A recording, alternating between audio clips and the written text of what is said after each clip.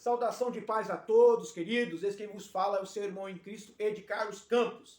Vamos hoje para mais uma gravação de mais um vídeo. Estamos estudando sobre Jesus Cristo, né? O tesouro do apóstolo Paulo. Hoje nós vamos estar abordando o assunto sobre o encontro, né, que Saulo de Tarso teve com o Senhor Jesus Cristo a caminho de Damasco. Hoje nós vamos dar mais ênfase nesse encontro maravilhoso, poderoso, glorioso. E nós precisamos falar sobre esse encontro. E hoje nós vamos estudar Atos dos Apóstolos, capítulo de número 9, do versículo de número 1. Atos dos Apóstolos, capítulo de número 9, do versículo de número 1 até o versículo de número 9, tá? Atos 9, do 1 ao 9. Hoje nós vamos estar abordando esse assunto aí para um esclarecimento e umas revelações maravilhosas que a palavra de Deus deixou para nós, inspirada, né, pelo Espírito Santo. Lucas escreve Atos dos Apóstolos, dando menção, fazendo menção, né, a Teófilo, né, dizendo a Teófilo os acontecimentos, né, do Senhor Jesus, o que o Senhor Jesus começou a fazer e a ensinar, né? Lucas escreve Atos dos Apóstolos, o Senhor Jesus como aquele que cumpre a promessa, né? O Senhor Jesus prometeu aos discípulos que eles seriam revestidos de poder, e Atos dos Apóstolos mostra o cumprimento dessa promessa em Atos 2, né? Na descida do Espírito Santo e revestindo aproximadamente 120 pessoas que estavam reunidas ali no cenáculo, né? E Lucas vai escrever essa carta, né? Ou esse livro, né? Para Teófilo, mostrando a Teófilo o relato, né? Da história da igreja, como se iniciou, né? Os apóstolos, ou a igreja, os apóstolos operando grandes milagres por intermédio ou debaixo da unção do poder do Espírito Santo, propagando, né? O evangelho de poder na presença do Espírito Santo e dando ênfase, né? Os apóstolos foram cheios do Espírito Santo para pregar a Cristo Jesus, né? E uma dos personagens, né, de Atos dos Apóstolos que vai nos chamar muita atenção é o apóstolo Paulo, conhecido como Saulo de Tarso, né? Vamos falar sobre este homem um pouco. Vamos então para o estudo da palavra de Deus. Atos 9, versículo 1 ao versículo de número 9 diz assim a palavra de Deus: Saulo, respirando ainda ameaças e morte contra os discípulos do Senhor, dirigiu-se ao sumo sacerdote e lhe pediu cartas para as sinagogas de Damasco, a fim de que, caso achasse alguns que eram do caminho, quando fala que achar alguns que eram do caminho, está falando alguns que eram cristãos, que seguiam Jesus, que era um caminho diferente, né, de outros caminhos religiosos, era o caminho da cristandade, o caminho cristão, o caminho da vida eterna. Jesus, ele disse, o próprio Jesus disse, eu sou o caminho. Então, esses cristãos da igreja primitiva, eles eram conhecidos como aqueles que eram do caminho, né? Assim, homens como as mulheres o levassem presos para Jerusalém.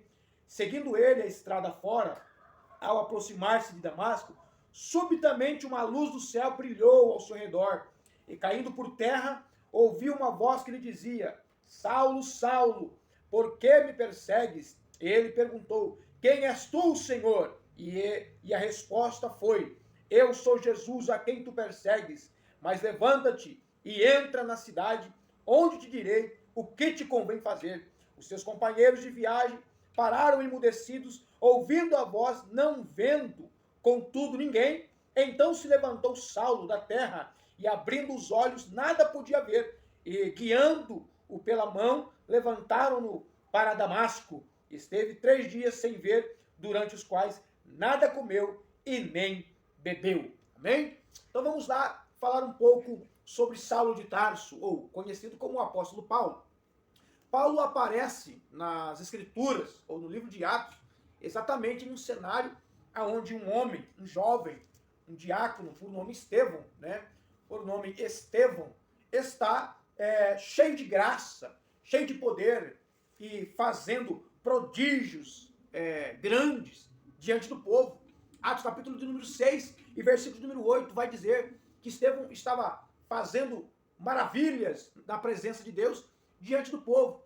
Mas alguns religiosos que estavam ali na sinagoga, chamado dos libertos, dos sirineus, dos alexandrinos e dos da Cilícia, e assim esses homens invejaram, discutindo com Estevão né, a respeito com que autoridade Estevão fazia aquilo, com que poder, em nome de quem Estevão estava falando e fazendo aquelas maravilhas. Mas a Bíblia vai dizer, Atos 6, verso de número 10, porque eles não podiam resistir à sabedoria e ao espírito pelo qual ele falava. Aqueles homens queriam parar Estevão, parar o ministério de Estevão, parar a pregação de Estevão, queriam bloquear Estevão, mas eles não podiam, por quê? Porque o espírito que estava em Estevão era mais poderoso do que eles. Oh, glória! E Estevão então começa assim a discursar um sermão, né? Trazendo desde os patriarcas, né? Desde Abraão, Moisés, falando assim dos profetas, né? E trazendo a consciência daqueles homens, né? Que eles eram responsáveis. Estes homens, eram responsáveis pela morte do Senhor Jesus. Que aqueles homens, eles eram homens de dura serviço. Eles resistiam ao Espírito Santo de Deus. E eles mataram os pais deles, mataram os profetas. Estevão estava despertando a consciência dele, dizendo, o que os seus pais no passado fizeram com os profetas, vocês fizeram a mesma coisa com o Senhor Jesus. Vocês o mataram. Estevão estava dizendo a eles o que eles fizeram com relação ao Senhor Jesus.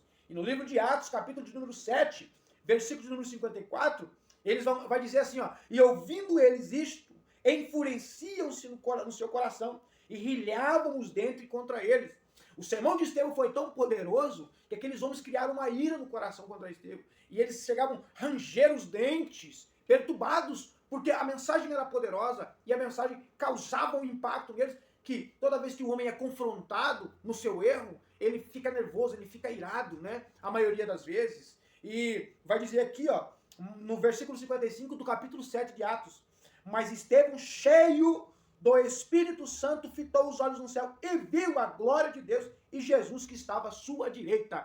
Eu estou aqui, meu irmão, falando para você, é preciso narrar essa rápida introdução, para que você entenda aonde Paulo aparece no cenário, aonde é que começa a aparecer Saulo no livro de Atos. E Estevão estava discursando com esses homens, de repente, Estevão, cheio do Espírito Santo, ele vai ter uma visão. Ele vai ter uma visão. E a visão que ele vai ter no versículo 55, cheio do Espírito Santo, fitou os olhos no céu e viu a glória de Deus. Estevão, cheio do Espírito Santo, viu a glória de Deus. E Jesus que estava à sua direita. Estevão, cheio do Espírito Santo, viu a glória de Deus. E já Jesus que estava à destra de Deus. Estevão estava transmitindo para aqueles homens, eu estou vendo a glória de Deus. E o Jesus que vocês mataram, ele está agora à destra de Deus, ou à direita de Deus. Esse Jesus que vocês mataram, ele está agora à destra de Deus na glória. Esse Jesus que vocês mataram. Aí a Bíblia vai dizer, no versículo de número 56, olha o que eles vão dizer. E disse, Estevão dizendo, e disse, eis que vejo os céus abertos, e o Filho do Homem em pé à destra de Deus. Estevão estava transmitindo para aqueles homens, aqueles que vocês mataram, humilhado, vituperado, deixado em um madeiro, considerado como maldito de Deus, porque a Bíblia diz que todo aquele que for crucificado, pendurado em um madeiro, ele era maldito de Deus, né? Então, Estevão dizendo, aquele que vocês consideraram como maldito de Deus, ele agora está, o Filho do Homem está em pé, exaltado à direita de Deus. Oh, aleluia! Eles queriam matar Jesus, eles acharam que eles tinham obtido êxito em matar Jesus na cruz, só que eles mal sabiam que Jesus estava, através daquela morte, comprando para ele homens e mulheres, tribos e nações através do seu sangue, e assumindo à direita de Deus o lugar de glória. O lugar de glória, Jesus estava à destra de Deus, assumindo o lugar por excelência que a ele estava reservado. Estevão estava despertando na consciência daqueles homens, eu estou revelando a vocês que esse Jesus que vocês mataram, que vocês acharam que vocês acabaram com ele, eu vejo a glória de Deus, eu vejo o Filho do Homem, eu vejo ele em pé, exaltado, à destra de Deus. Oh, glória a Deus! É uma prova para nós, irmãos, igreja, você que vai ter acesso a esse conteúdo, que o Senhor Jesus, ele está à destra de Deus. Ele nos garante a vitória por intermédio da sua morte e por intermédio da sua ressurreição. Por isso nós não servimos um Cristo morto, um Deus morto. Nós cremos e servimos um Cristo vivo, que está na glória diante de Deus, exercendo o ofício de sumo sacerdote, intercedendo por nós e exercendo também o seu ofício de advogado, como João escreve na sua epístola, né? Que nós temos um advogado para junto com o Pai, Jesus Cristo, o justo, oh glória a Deus. E vai dizer aqui no versículo de número 57, quando Estevão traz à luz essa revelação a eles, olha o que acontece.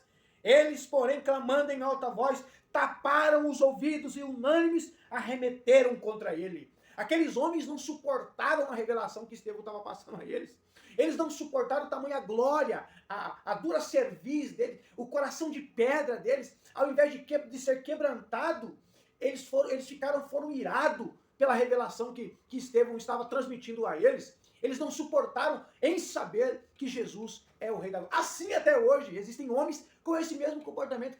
Não suportam quando você fala de Jesus. Não suportam quando você fala da glória do Senhor Jesus. Eles não aceitam que existe um rei numa eternidade, que existe um rei salvador. Eles ficam com raiva de crentes, de homens e mulheres de Deus que propagam o evangelho. Existem homens até hoje com essa mesma síndrome aqui, ó, que não suportam a revelação da palavra de Deus. E aqui é que vai aparecer Saulo de Tarso. Aí a Bíblia vai dizer, no versículo de número 58, unânimes arremeteram, versículo 57, unânimes arremeteram contra ele e lançando-o fora da cidade, o apedrejaram. As testemunhas deixaram suas vestes aos pés de um jovem chamado Saulo. As testemunhas que estavam ali participando do apedrejamento do diácono Estevão. Estevão era muito mais do que um diácono. Estevão levantou em defesa da sua fé, em defesa do verdadeiro evangelho, que é o evangelho que mostra a exaltação de Cristo, que é o evangelho que mostra a morte de Cristo, a ressurreição, a salvação em Cristo. Estes homens ficaram irritados, tiraram Estevão para fora da cidade. É esse o comportamento de muitos. Eles não querem os verdadeiros homens de Deus, pregando as verdadeiras mensagens de Deus. Se eles puderem tirar você para fora e te matar para o lado de fora, eles fazem isso contra você. Eles fazem isso. Porque esses homens aqui já morreram. Mas o mesmo espírito que estava sobre eles, o mesmo comportamento, a síndrome deles, hoje reflete em muitas pessoas, principalmente no meio religioso. Existem no meio religioso homens, líderes religiosos, que não suportam ouvir você falar o verdadeiro evangelho.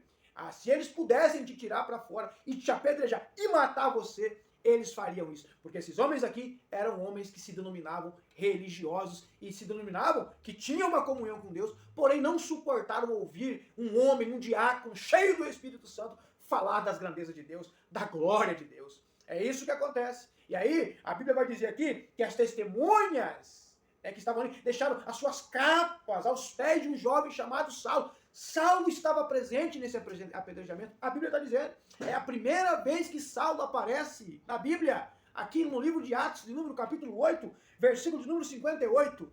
Então, a primeira vez que Saulo aparece, está aqui. A segunda vez que é mencionado Saulo na Bíblia, é aqui em Atos 8:1. E Saulo consentiu na morte de Estevão. Então, Saulo estava presente na morte de Estevão. Saulo viu Estevão pregar. Há uma grande probabilidade que Saulo ouviu a ministração de Estevão. E Saulo teve que ouvir também a oração de Estevão. Porque quando Estevão estava apedrejado, sendo apedrejado, ele vai fazer uma oração. Ajoelhando-se, clamou em alta voz: Senhor, não lhe imputes este pecado. Com estas palavras, adormeceu. Estevão, na agonia da morte, ele não amaldiçoou aqueles homens. Ele vai até a Deus pedindo que o Senhor tivesse misericórdia. É semelhante à mesma oração que o Senhor Jesus fez na cruz.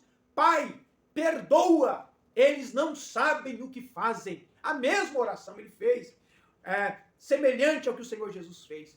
E alguns costumam dizer, eu na minha mente limitada, quando eu olho para essa oração de Estevão, eu penso que Jesus, no momento recebendo aquela oração como incenso suave em suas narinas, olhou e viu Saulo de Tarso lá. E alguns colocam, né, falam, supõe-se, né, que Saulo é resposta da oração de Estevão, né? Que quando Estevão ora para que o Senhor tivesse misericórdia, foi uma das ferramentas que tocou o coração de Jesus e o Senhor Jesus veio ao encontro de Saulo. Pode ser que sim, pode ser que não. Mas eu acredito piedosamente que a oração de Estevão foi o fator, o carro-chefe, que abriu as portas para que o Senhor Jesus viesse ao encontro do apóstolo Paulo. Por isso, meu irmão que está me acompanhando neste vídeo aqui, não pare de orar, não desista de orar. Ore, porque a sua oração sobe na eternidade e tem poder para impactar vidas de pessoas. Amém? Vamos lá para o estudo? Vamos voltar lá? Então, Saulo, no versículo 1 de Atos 9, vai dizer: Saulo respirando ainda ameaças e morte contra os discípulos do Senhor. Saulo vai tomar carta com os sacerdotes.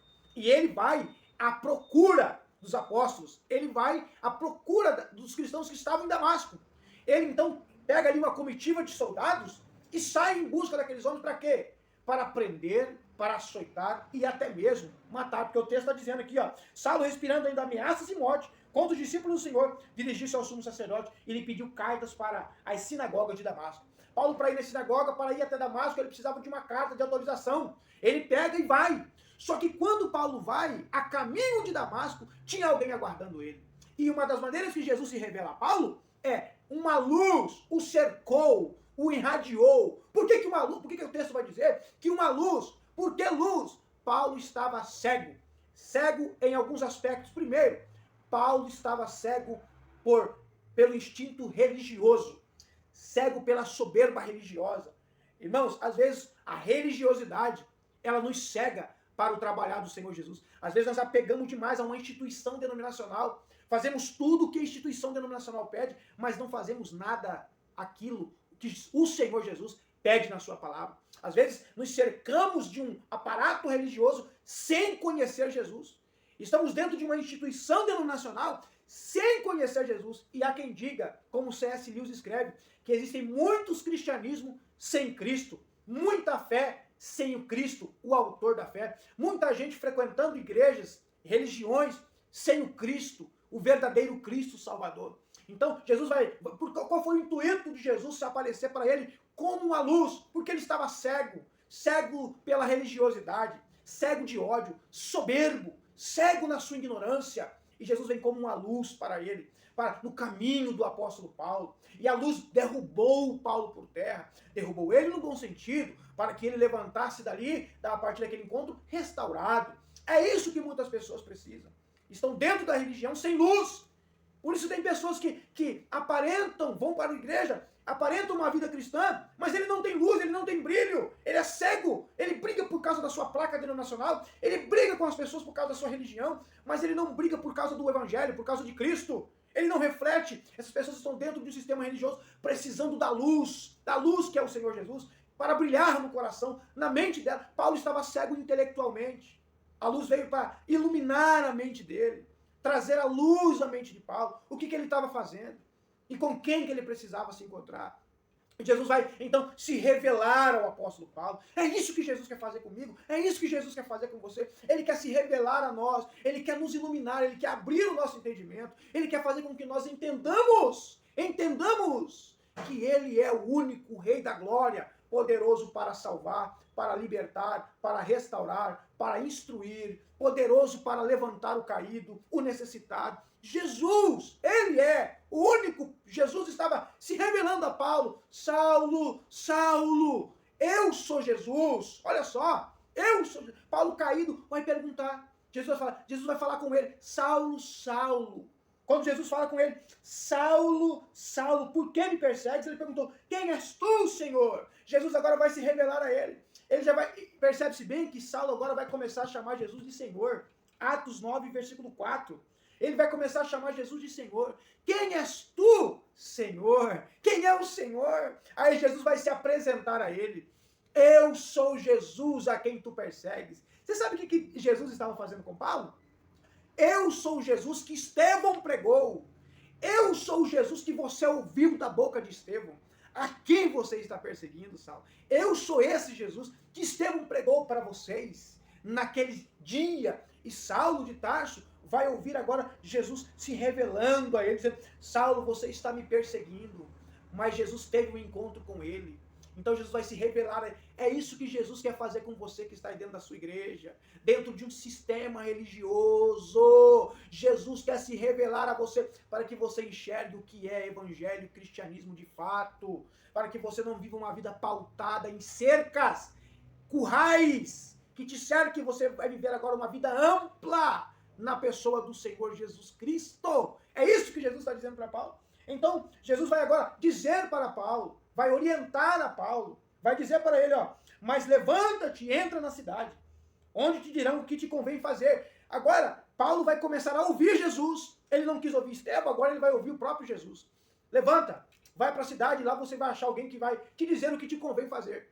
Os homens que estavam junto com Paulo ouviram a voz. Eles viram a glória do Senhor Jesus. E eles agora, engraçado que Paulo já começa a chamar Jesus de Senhor, e agora ele vai ser levantado e levado. Ele vai ouvir e ele vai começar a obedecer ao Senhor Jesus. Eu vou dizer aqui uma coisa que eu preciso pontuar, que Saulo não estava perseguindo somente a igreja. Saulo queria um homem chamado Ananias. Saulo queria pegar Ananias. Por quê? Segundo John MacArthur, na sua Bíblia de Estudo, ele vai dizer que Ananias era o líder da igreja em Damasco.